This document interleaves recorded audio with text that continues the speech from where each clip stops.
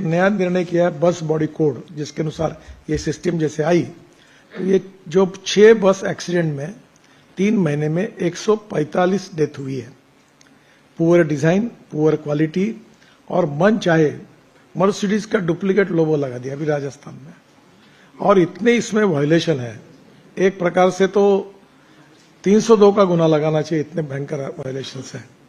तो अभी इसके बारे में हमने कानून को सख्त करने के लिए रिवाइज बस बॉडी कोड 1 सितंबर 2025 को लागू किया है। ये इंटरनेशनल स्टैंडर्ड का है, जैसे यूरोप में, अमेरिका में और आप जैसे बसें देखो वैसी दिखेगी। और अब ये बॉडी बिल्डिंग वालों को स्टॉप कर दिया है। अब ये काम जो है, ये जो ऑटोमोबाइल मैन्युफैक्चरर्स है, ओईएम्स, वही अपनी बस बॉडी बनाएगा। और अगर जो कोई प्राइवेटली कोई बनाएंगे तो हमारी एक कमेटी होगी, भारत सरकार का अधिकार होगा, और उसमें कितनी मशीन्स है, कितने प्रकार के, उसके पूरे स्टैंडर्ड्स पक्के होंगे। हमारी एक्सपर्ट कमेटी होंगी, जाकर वो फैक्ट्री चेक करेंगे, तभी उनको, जैसे कोई है 2-3 कर्नाटक में, एक महाराष्ट्र में, जो ऐसे स्टैंडर्ड के कोई होंगे, उनके साथ अन्याय नहीं होगा।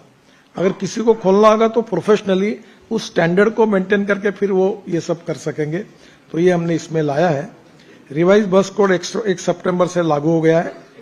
इसमें नए नियम लागू होने के बाद कुछ समस्या सामने आई है कि नए नियमों के पहले मैनुअल बस बॉडी बिल्डर जो थे, उनके द्वारा सेल्फ सर्टिफिकेशन से रजिस्ट्रेशन हो जाता था, वो अब रद्द हो गया है। नए नियमों के बाद अब बस मैन्युफैक्चर टेस्टिंग एजेंसी में टाइप अप्रूवल सर्टिफिकेट लेने के बाद ही वो रजिस्टर होगा। फिर भी नए नियमों के बाद कुछ दिक्कतें अगर सामने आई तो 1 सितंबर 2025 के बाद भी देखा गया है कि कुछ बसेस बिना टाइप अप्रूवल से रजिस्टर हुई है।